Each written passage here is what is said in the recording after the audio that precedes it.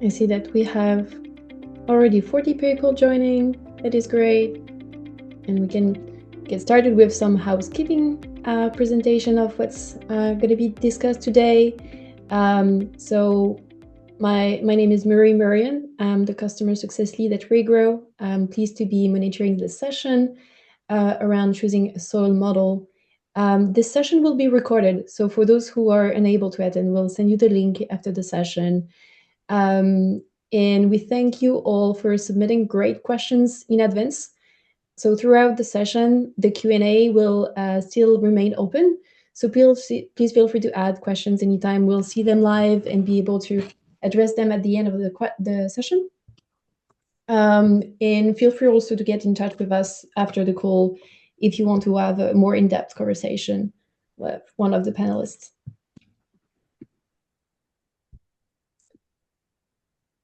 So let's get started now. So we have a great topic to cover today, which is the choice of soil models, which is the top of mind thoughts of project developers when they make this important decision for their project that informs the future of the outcomes that a project will generate. And especially for those who are preparing for participating into the CRCF. So today we have a great panel. Can you all see my screen? Yes. So we have Valeria Forlin from DG CLIMA, who will be kicking us off with an introduction of where we're at on the carbon farming policy landscape and the CRCF, what's coming under the CRCF, and how soil models play a role in this framework. Then we'll have Lucia von Reusner, our Director of Policy at Regrow, will give context of how different tiers of models, what is the importance of the different model tiers into the different certification and their implications for projects. Followed by Bill Salas, Regrow Co-Founder and co-developer of the DNDC model, who has a great expertise and knowledge about soil models, and will give us more indications on how models are being developed, how they compare in terms of scientific rigor, how to choose between those, and what are the implications for the program's outcomes in the end. And then we'll continue on with Lucia again on understanding how those different soil models apply with the compliance in different policies, landscapes, and again, what is the implication on the projects. We'll try to be very technical and informative and focus on giving you actionable insights into how this informs your decisions and your program specifically. And then we'll do some Q&A. So ready to get started and give the voice to Valeria. Thank you, Marie. I hope you can all hear me well. Thank you to Regrow for organizing this webinar. I'm looking forward to learning more from the discussions. My name is Valeria. I work in DG CLIMA, the European Commission, in the team responsible for the development of the carbon removal and carbon farming regulation.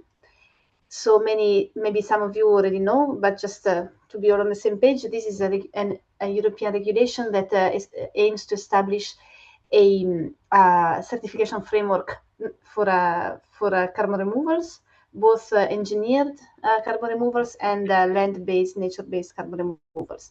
And personally, I work more on this second part of the framework, the nature-based or land-based carbon removals. And what we are doing right now, after adopting the main framework, which is a regulation that was already entered into force a year ago, we are now trying to develop the certification methodologies on the one hand and the verification rules on the other.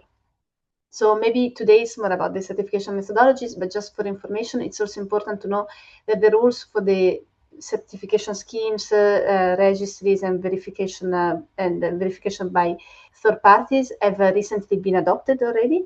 So that explains that those rules explain how a certification scheme needs to be organized in order to be recognized by the Commission as capable of certifying activities under the CRCF framework. So those rules are already out there, and as you can see in the slide, in 2026, the recognition of certification schemes will be a big part of our work, because without the schemes, nothing can be certified. So we are not creating. The European Commission is not going to be the certification scheme. We are creating a framework, and we need certification schemes to implement the framework. So next year, a lot of work will be around bringing certification schemes on board. But what today I want to talk more about is the certification methodologies that we are developing for carbon farming. Our timeline is to have the public consultation on these methodologies early in 2026, maybe already in January, but at the latest in February. And after this public consultation, the procedure is that we will send the draft rules to the European Parliament and to the Council of the Member States for 2 months of scrutiny. And after this scrutiny period, the rules are adopted. So I would say that in May, June, if all goes well, we could have the European certification methodologies for carbon farming. Today I wanted, as the topic is soil models, I wanted to discuss a bit the role of soil models in our methodology. So maybe you can go to the next slide. Similar to the Verra methodology for soils, we allow 3 types of quantification: models, measurement, and emission factors. And of course, in the case of carbon, be it soil carbon or wood carbon in biomass, in the case of agroforestry, for instance, or afforestation, carbon being the main variable we are targeting, we cannot allow for a default emission factors. We want some good measurement of the carbon stock change to account for emissions or removals. So it has to be either through models or through measurements. And maybe as today we talk about models, a bit more about this in the next slide. We discuss about we list 2 broad families of models in the current draft of the methodology. I must stress that this is a draft. As I said, this will be in public consultation next year, so things can still change. But in the current draft, we say that both process-based models and data-driven models can be used. We also explicitly say that we also allow for proximal sensing techniques, which are a bit of an hybrid between measurements and models, because I'm talking here, for instance, of spectroscopy or NIR techniques you take measurements of the soil, but you don't measure directly the carbon, you measure other variables, and then with models, you translate these variables into carbon. So these are the pink things you see in this slide. We are talking about models that are calibrated and validated, and can be good, can be bad. It depends on how you use them and what data you put in. And also, it depends how suitable they are to quantify the activity that you want to certify. So for these types of quantification approaches, we are considering to put in place a process whereby the Commission has to do a review, similar to what now on voluntary carbon markets is done by independent model reviewers, independent modeling experts, or certification schemes. So the idea would be that the Commission will provide this service for free to bring down the costs for operators, and at the same time to ensure that the models used in the CRCF context are of a comparable level of quality and reliability. So maybe you're wondering, how do we do this process? So it's still early stages, and I would be very happy if during this webinar I can get feedback from participants on these ideas. But some initial ideas we have are in the next slide, which is my last. So looking at similar processes in existing certification schemes, we identified 4 main criteria for the recognition of models. The first is that the model is transparently, oops, can you still see me? Oh, yes. The first one is that the model is transparently and well described, and any changes between versions are well documented. The second is scientific credibility, so the fact that the model was shown in peer-reviewed literature to be successful for the targeted carbon farming practice, for the specific type of climate and soil, and for the crop function group or the type of vegetation in the project. The third one we call suitability is the fact that the model was calibrated and validated in the same paleoclimatic region or in a similar paleoclimatic region compared to the one where the project takes place. And the fourth is some minimum level of accuracy, so that particularly that the bias is smaller than the pool measured uncertainty. So these are the criteria that for the time being are very succinctly described in the draft methodology, but for sure we will need to make these criteria a bit more specific and to provide a template or a validation protocol. This we can do without necessarily a legislative document. We can do with non-legally binding guidelines, just to inform our assessment and also help applicants, let's say, to structure their application. And then we need to put in place the governance for the system. We have in Europe the European Environment Agency, who has a great team in Copenhagen, who is already responsible for the quality of the European inventories for LULUCF. I mean, for the entire greenhouse gas inventories, but the team we work with is the one in charge of the LULUCF inventories. So they have a lot of expertise on soil and biomass models. They will have some staff dedicated to CRCF. We don't know yet how many models we will have to recognize. So in case we certainly do not want to be a bottleneck. So if we see that there is a lot of work, we can also, the European Environment Agency can also rely on ad hoc scientific experts. So this is our year for next year. First thing to do is to write the validation protocol, then to make sure we have enough resources internally or procure resources externally to do this recognition process. And we hope that by the time when the carbon farming methodology is adopted in May and June, we already have the process in place so that it can be project developers, it can be MRV developers, it can be certification schemes, it can be research institutes. They can send us documentation to show this model is good to assess the impact of crop rotation, cover crop, use of fertilizer in this region of Europe, and therefore it should be recognized for this purpose. We put it on a list where we say, okay, this model in this region for these specific practices can be used. And then there's no need that every individual project applies with the same model if it was already recognized previously, if it's already on this list. So we would like to do this more generalized approach of model recognition that we hope can bring down the costs of MRV. Another last thing I want to say before leaving the floor is that 2 weeks ago we published the bioeconomy strategy, which talks about many things, but also 2 or 3 little lines that we put there say that we would like to create a carbon farming database, which in our mind is a repository of data that can simplify MRV for carbon farming, both at the level of projects on the ground and for the improvement of national inventories for LULUCF.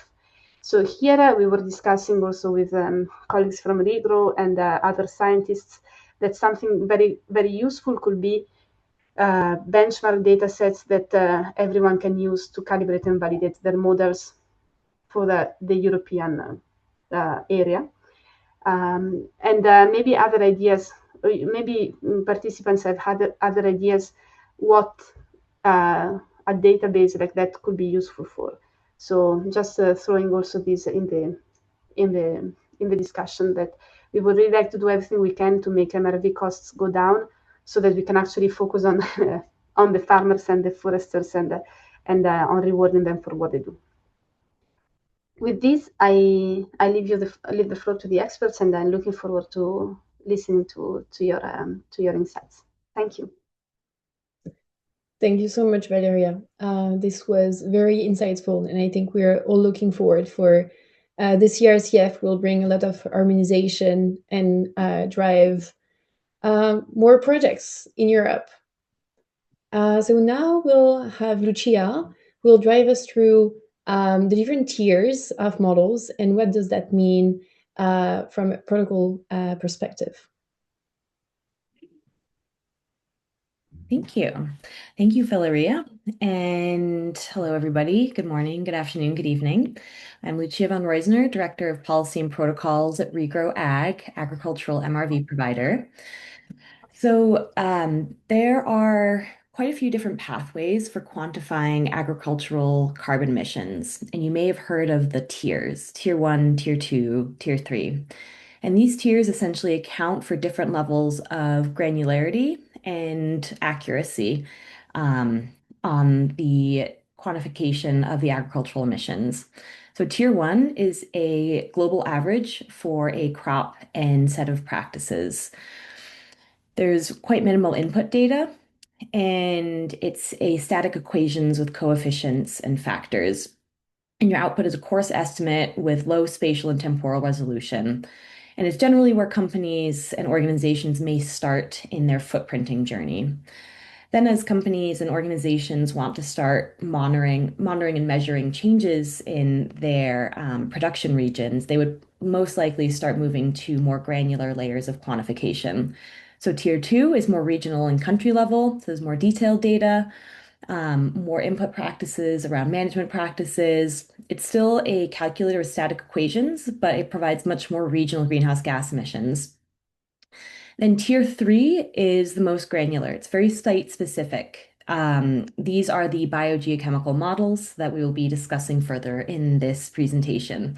Takes in a lot of different data, particularly on soil properties, climate, and other factors, and essentially models the interaction between all these variables happening on the field.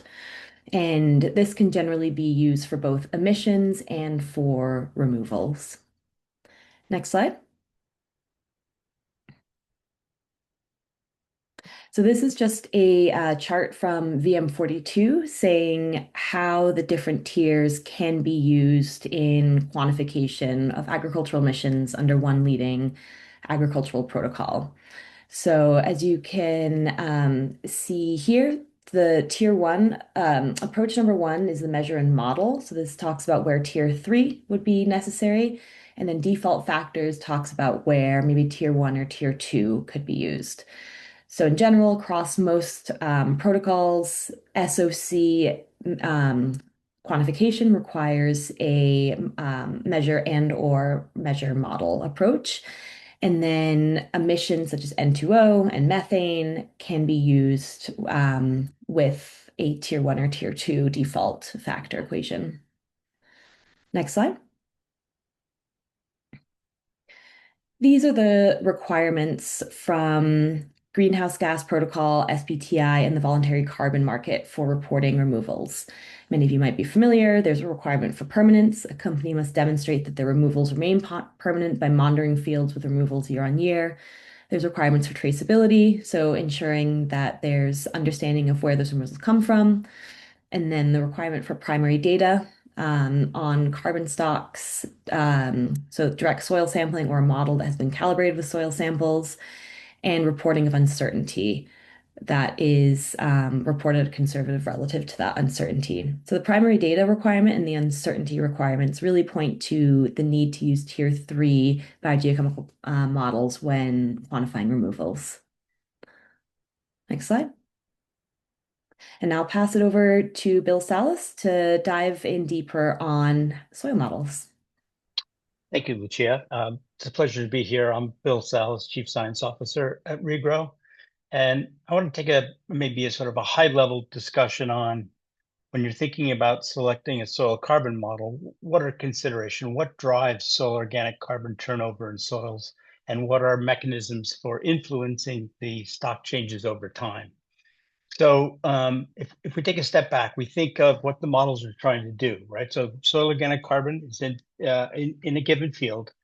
Its future depends on input from both climate drivers, soil conditions, and management, which influence soil conditions. So the quantification is really, it's a dance between new soil organic carbon through decomposition of litter with the balance against decomposition losses of existing soil organic carbon pools through microbial respiration. So these are very dynamic systems influenced by weather, by soils, and management. So when we think about a model construct, we want to be able to capture what causes changes in soil organic carbon content, and that's driven by microbial respiration as well as decomposition of new litter entering the systems. If we go to the next slide, we think about what is driving some of those changes and what kind of aspects of a model you want to look at when you're evaluating different models. So it's important to understand first crop growth, right? Because the crops themselves are taking up water, taking up nutrients from the soils, producing biomass and litter that goes back into the soils that will be the substrate for soil organic carbon storage in the future. So the models need to be able to simulate to a certain extent crop growth, crop biomass, and characteristics of the crop tissues like C/N ratio. In addition, nitrogen in the soil actually influences both rates of new organic matter or organic carbon going into the soil organic carbon pools through decomposition of litter. That's a microbial process, as well as it influences the fate of those microbes and long-term storage of soil organic carbon. So looking at these models, it's good to think about tools that can capture that dynamics of nitrogen impacts on crop growth and decomposition rates. We also know that those processes themselves that drive the new production of organic matter and soil organic carbon stock dynamics, it varies depending on the soil conditions and soil environmental drivers. So feedbacks between soil texture, soil moisture, and temperature, which influence rates of decomposition, influence crop growth dynamics and the production of litter. So it's a highly complex system, and there are a lot of feedback loops between sort of things you can't change, soil conditions in terms of soil-based material, but management influences crop growth and biomass. Management influences soil moisture and soil temperature dynamics, and disturbance such as tillage influences where soil carbon stocks are within the soil profile, which then influences changes in soil carbon stocks over time. And then, as Valeria mentioned, for CRCF, looking at not just soil carbon removals, but trace gas emissions, nitrous oxide fluxes. And we know from a long body of research that as you increase soil organic matter, you increase rates of soil mineralization, which can result in larger mineral nitrogen content in the soil. So the models need to be able to look at how you remove carbon from the atmosphere through soil carbon removals, which influences soil nitrogen dynamics, which actually can increase nitrous oxide if you don't account for both that interaction between new carbon removals and new mineralization of nitrogen and production of nitrous oxide through denitrification and nitrification processes. So if we go to the next slide, I think it's also important to think about how management influences soil carbon stocks over time. So this was a large meta-analysis that was done that looked at what's the impact of going from a conventional tillage system to a no-till system on soil organic carbon stocks.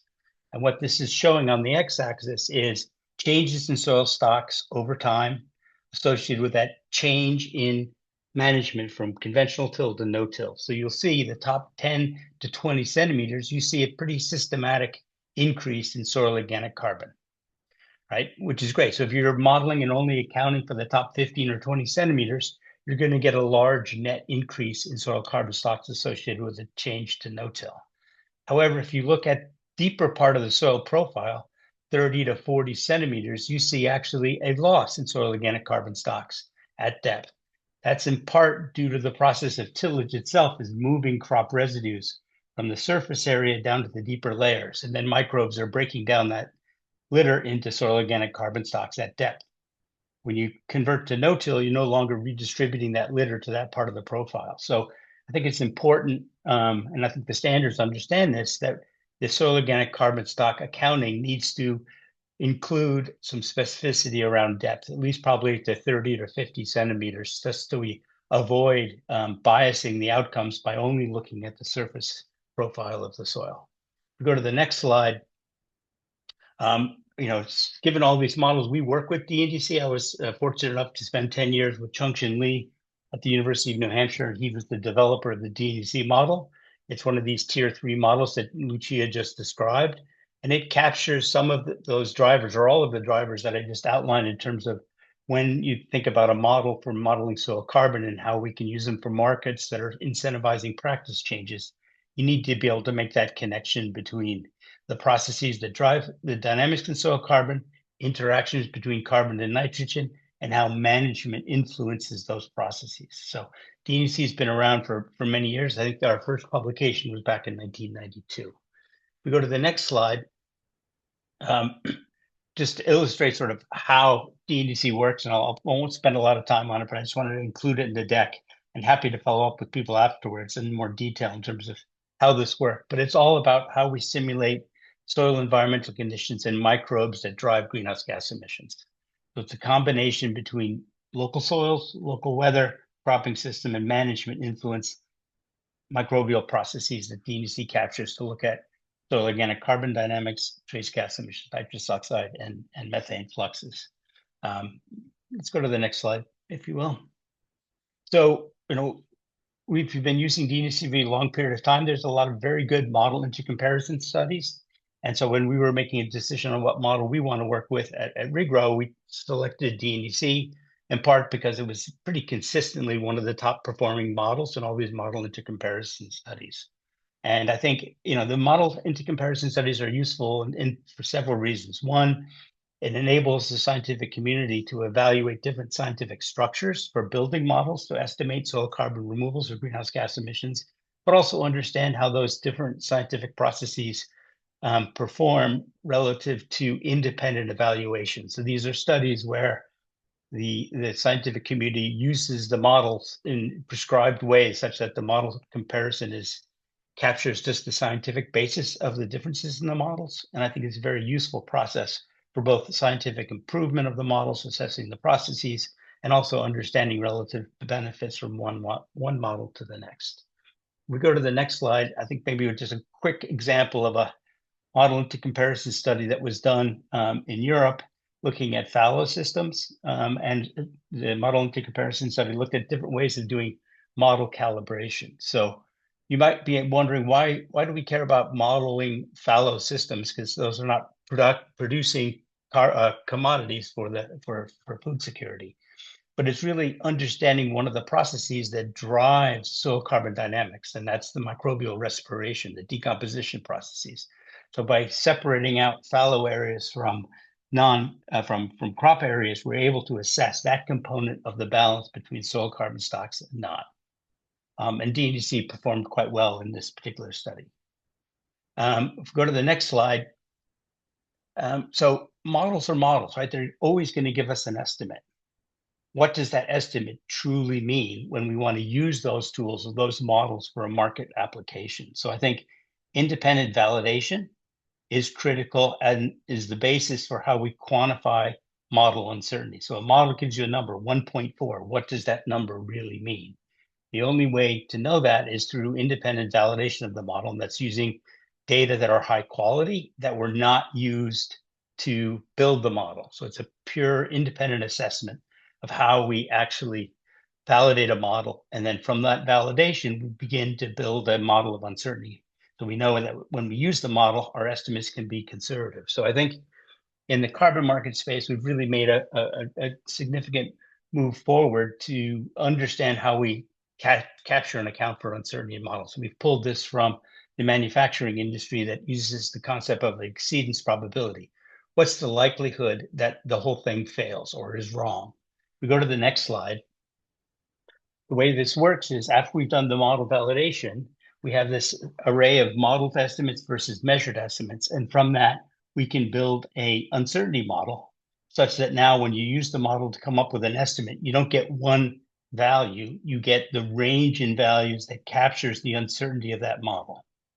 So in this example, here's a range of outcomes where the median value is, I guess, 3 credits, right? So half of the estimates are smaller credits, half of the estimates are larger credits, but this is reflecting the actual uncertainty in the quantification. We go to the next slide. The beauty of this approach is we can choose what exceedance probability or what level of conservativeness we want to have for our project or for our program or for our policy. And so just to illustrate this, here's an example where an exceedance probability was set at 55%.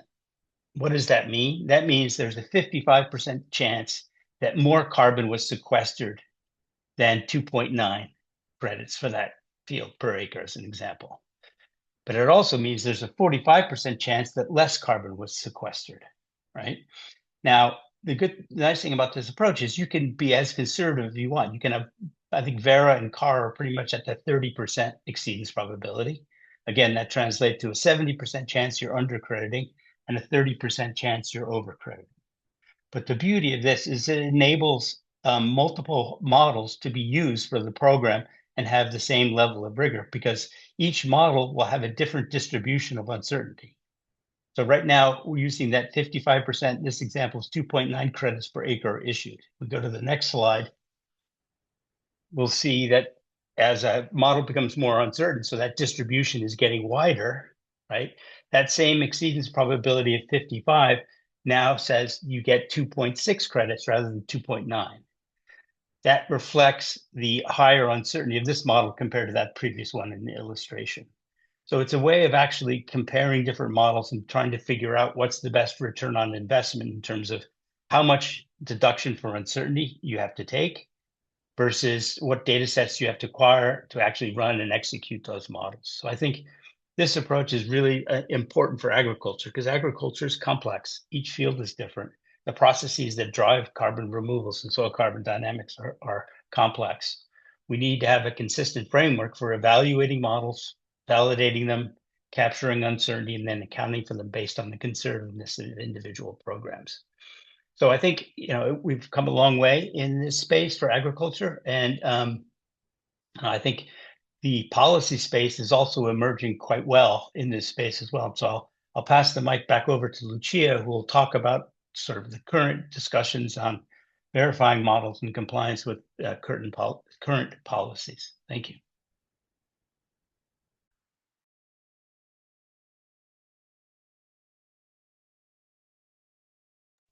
Thank you, Bill.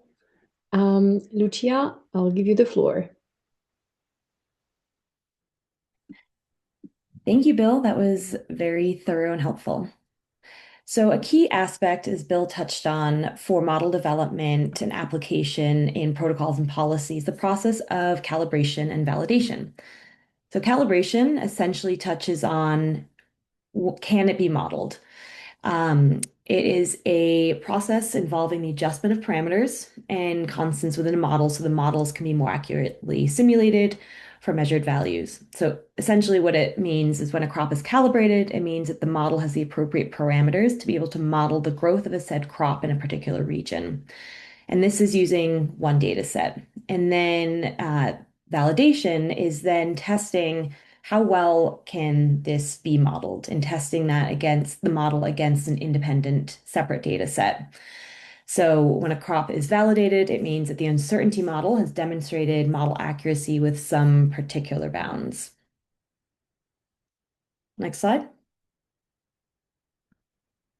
To go through an audit, standards generally require a model validation report. That is a report of the model and how it's been developed that can then go through audit with an independent model evaluator to ensure that the model is in fact fit for purpose against a specific methodology and project. So under Vera, the document and standard that is used is called VMD 53. And then in the US, we've also gone through audit with the Climate Action Reserve, which uses a very similar standard to the one that Vera uses. Next slide. So contracting an independent model evaluator is generally the responsibility of a project developer. Most standard bodies provide a list of experts with experience in various tier 3 models. And a project developer would want to pick an IME that has experience with your specific model. Some standards allow for generalized model approval, like the Climate Action Reserve, and others require more project-specific model approvals, such as VERA. An IME has to endorse the model validation report for use in a project before the final verification takes place, but it can take place in parallel to the validation audit or sooner. And it typically takes around 1 to 3 months to go through that process. Next slide. So I won't read this, but this is a snapshot of VERA's VMD 53 document, which outlines the requirements for model validation report. And this is the guidance, again, that's generally followed across other standards. But I will now go through a sort of checklist that you can use as a project developer to evaluate various models to see how they comply and perform against the requirements of these model validation reports. So first you want to ask about scope, coverage, and fit. You want to check, does the model cover the sink sources and reserves, which is the greenhouse gas pools, that you are interested in quantifying for your project? So those generally are carbon dioxide, particularly SOC, biomass, dead organic matter, N2O, and CH4. You want to make sure that the model can cover the practices represented in your project, tillage, cover crops, etc. You want to also check the representative and resolution. Is it actually validated for your agroecological zone, crop systems, and practice types? Is the spatial temporal resolution fit for purpose? Is it at the field or subfield level? Is it daily or weekly time steps? And that the SOC depth framework is documented and applied consistently. It's also important to look into the data feasibility and model performance. So looking at the data requirements, is there use of primary data, management histories, initial SOC, yields and inputs, timing? Are the external data sets representative of weathers and soil data sets? Are those accessible, representative, and versions? Is there a QA/QC process that looks into the range checks of values? Are they in an appropriate range? Are the right units? Are they complete? And then the calibration and validation. Is there an independent validation of your practice crop, emission source, and soil type combinations? Is there clear separation of the calibration and validation data sets? Are the performance metrics reported? Bias, root mean square error, coverage? Is there a documented calibration approach? Are there archive parameter sets, code, and model versioning, and ancillary inputs? Next slide. And then looking at and asking questions around uncertainty. So is there prediction uncertainty? Is there error propagation or Monte Carlo? Is there around 95% confident interval for net carbon stock change and key fluxes? Does the model integrate input uncertainty, sampling and measurement uncertainties with model prediction error? Look into the measurement traceability. Are the SOC samples taken via dry combustion? If using spectroscopy, over 20% cross-checked with combustion and RMSE disclosed. Is there a single lab policy or demonstrated interlab comparability? Is the lab QA/QC process documented? Is there a full audit trail for inputs, assumptions, versions, parameters, outputs, and reproducibility concerns? And then transparency and governance. Is there a peer-reviewed methodological basis, open inspectable science and algorithms? Is version control and change management documented, reproducible pipelines, clear ownership, maintenance, cadence, issue tracking, and depreciation policy? So these are all things that your IME will look into in the model, but are all sort of things that are good for you to be informed and at least ask any model developer, can they provide all of this? And then red flags does the model not have your region or practice specific combos or independent validation? Is the validation not independent from calibration? Can you not see the uncertainty outputs? Can it not ingest detailed multi-year management histories, or there's no version control or audit trail? Go next. So I think that's it. And these slides will be available afterwards for you to take note of this handy dandy audit checklist that you can go through with your model developer. Thank you so much, Lucia. Was great insights and practical ones. So we have a lot of questions that shows that we have a lot of interest in the crowd here. So we'll try to answer as much as we can. I'm a very practical person, and I see that one question is really tied to that. That is related to the cost and the implications of the quality of the models and the rigor of the models. So I'll put to our panelists here, how should companies weigh the costs alongside the accuracy, the scalability, and the policy requirements when choosing a model? In other words, I think the question is like, how does different model impact the final outcomes of the project, and how companies should be balancing like the cost that they put in and the outcome that they get from those models. I know, Valeria, this reduction of costs from project implementation has been key for DG CLIMA. And I think you might be having great perspective here. And then, Bill, you can also give us more science-based explanation on what are the differences and how accuracy impacts project outcomes.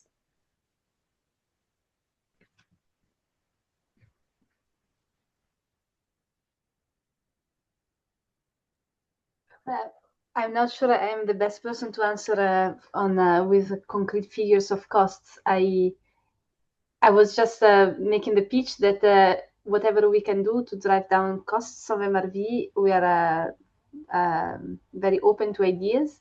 But you probably know better than me what costs are involved in different phases of validating and using a model. So.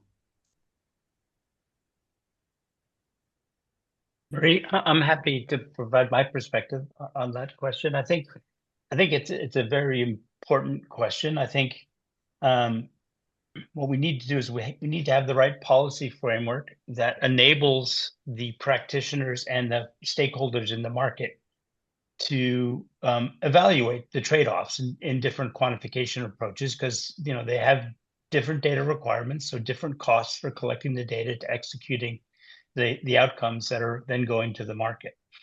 If we have a consistent way of evaluating the uncertainty and trade-offs, right, then we have the information that the actors can use to make an ROI, return on investment calculus on their side.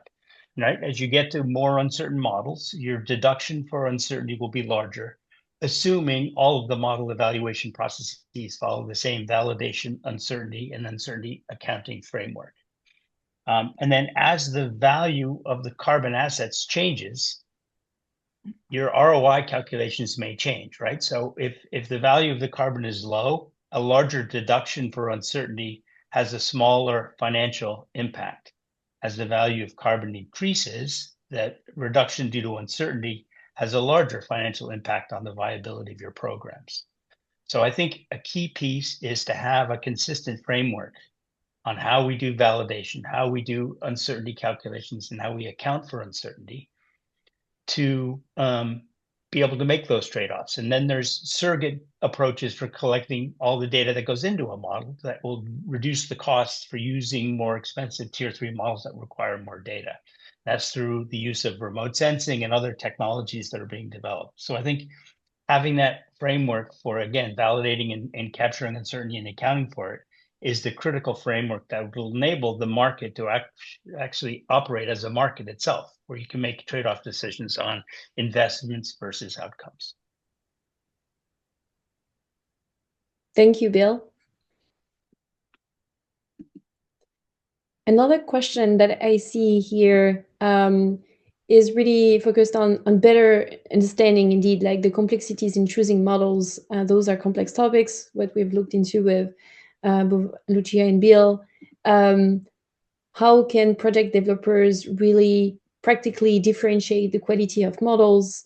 And is it possible to compare apples to apples between those different models and provided informations from the modelers? And what is also the perspective from the CRCF in bringing this harmonized view and comparisons for project developers to be able to easily understand what comes between the differences between the models? Well, I think, as Bill said, the key aspect for comparability is that we agree on how confident we can be in interpreting the meaning of a carbon credit. So if the principle of conservativeness is applied in a comparable way, in the same way to all the models, like Bill explained, then whatever units are left after reduction of the uncertainty are equally reliable in the same statistical sense. So I think this already harmonizes a lot how we can use the units. The registry will also include a lot of information that would allow for comparability or for understanding the differences of where the units come from in terms of what type of practices. For instance, something that is important in CRCF is that units that correspond to carbon removals, so increased soil organic carbon, would be treated differently from units corresponding to soil emission reductions, so decreases of organic carbon, but less than in a baseline. So we try to make the registry as transparent as possible for comparability purposes. And maybe I didn't mention that there will be, as of 2028, a centralized registry for CRCF units that will, however, build on existing registries of the schemes. But by then, these registries should follow a data structure that is interoperable so that all the information can be collected in a central registry to also spot any issue with double counting in different registries.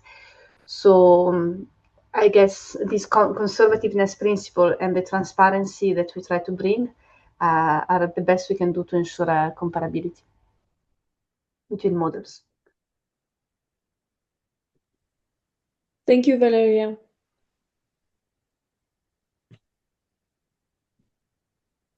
We have another very practical question. Could you please clarify if the soil samples are taken from the project farms for the DNDC or just regional samples used to calibrate at the start? I think it would be great, Bill, if you could clarify a little bit the use of soil samples for calibration validation rather than project implementation. Happy to. And I think each of the standards has slightly different guidance on how to initialize models where soil carbon stocks are an input to the model. So in general, the current standard practice is just you have a project area where you're going to be implementing a soil carbon removal project. You stratify that area based on the biophysical and management factors that influence soil carbon stocks. So now you have different strata where you anticipate having consistent, similar soil types and soil carbon within each strata. And for each strata, you go out and collect primary soil samples. So you pull cores, you send it to the lab for combustion analysis, and you calculate bulk density. So you now have point estimates of soil carbon stocks at a given time. Those point estimates are then used to estimate the variance in soil carbon stocks within each strata. And that variance is input into the models that are then being used to quantify change over time. So it's a combination of in situ measurements, collected through a stratification scheme to reduce the total number of samples to meet your variance estimate of your initial soil carbon stocks. That input then goes into the models, whether it's DNDC or any other model. You then propagate the input uncertainty through the model when you run it for a project to calculate its influence on your project level uncertainty at the very end. So it combines the input uncertainty from the soil sampling with the model structural uncertainty that I talked about that you determine through model validation to come up with a project level estimate of uncertainty. So there's significant improvements in how we get estimates of the variability in soil carbon stocks to reduce the sampling costs. And I think that piece of science is moving forward very nicely. It also can be used to link and drive soil carbon models as well. So it's a combination of in situ samples, stratification to then capture variability in soil across the landscape of your project. Then you capture that uncertainty in the model when you execute the simulations.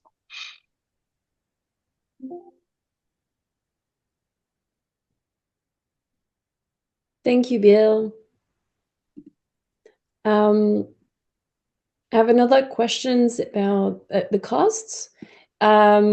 So cost drivers, what, in your opinion, are the highest cost drivers for soil modeling between collecting data input, sampling, verification, and monitoring? And how should company weight those costs alongside accuracy and scalability and policy requirements when choosing a model?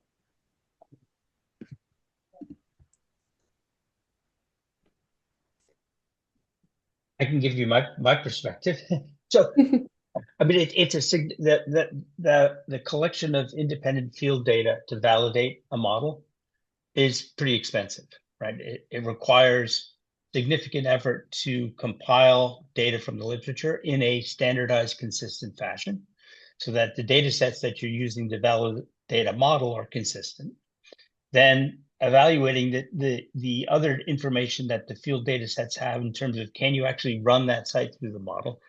It's a pretty significant effort. So I think there's opportunities here for public investment in this space to reduce those costs to help enable carbon projects. And that's through the development, as Valeria said earlier, about maybe there's a standardized data validation data set that are used by the program to evaluate models, capture uncertainty, and create uncertainty models associated with them.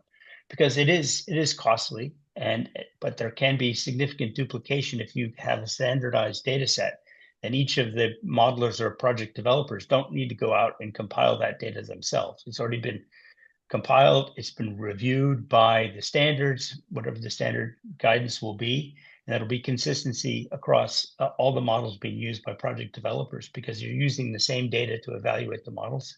And if you're evaluating the models in the same way, then you can have comparable outcomes.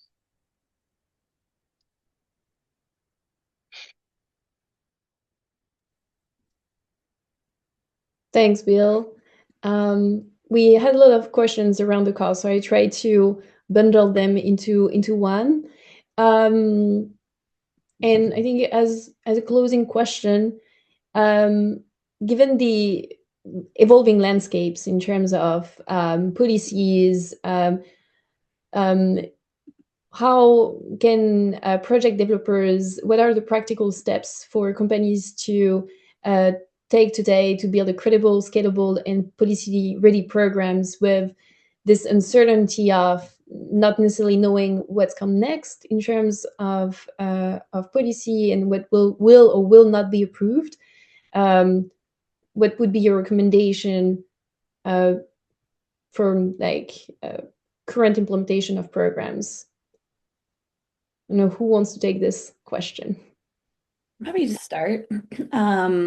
And so I think in general, our intention with this presentation is to give you an overview of what goes into developing a rigorous high-quality model and the elements that need to be incorporated in that. And so what we've seen is across the board, across protocols, these elements remain quite consistent.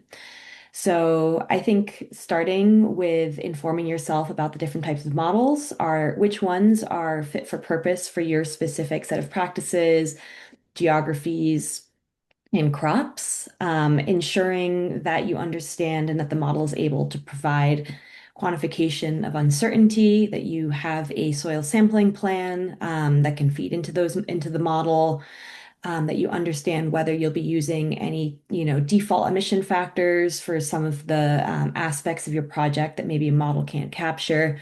These are all steps that are relevant and necessary and applicable to your projects and will position you well to comply with any number of policies. And if I may add, because this is a question we received a lot since we started developing this certification framework already 2 years ago. Many ask us, should we wait for this EU framework to be in place? Otherwise, we risk that if we start now, we won't be considered additional afterwards. And our reply has always been that we need things to get going. Of course, it's more than just complying with the European certification framework. It's about regenerative agricultural practices that are important to take as soon as possible to make our land, our production more resilient, more sustainable, and so on. So in the current draft, when it comes to additionality, the biggest block will be the incentive effect test. The additionality test that says, show me that you only started this activity because of the incentive from certification and you didn't start before. And this incentive effect, we want to introduce a derogation for the first years. So even if someone already started the activity before applying for CRCF, but after current cutoff date is 2023, they will not have to pass the incentive effect. They will still have to show that there is financial additionality and regular additionality. So they're not obliged to carry on that activity, and the revenues from the selling of the carbon credits is needed for the project to be financially viable. But they may have started under another certification scheme or with public subsidies in the past.